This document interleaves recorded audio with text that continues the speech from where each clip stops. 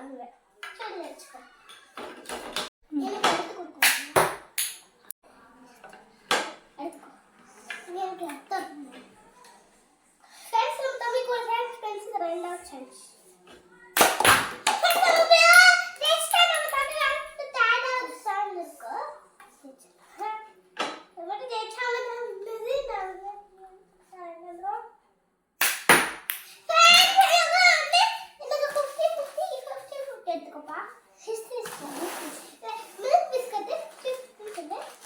பாருங்க milk biscuit இருக்கு.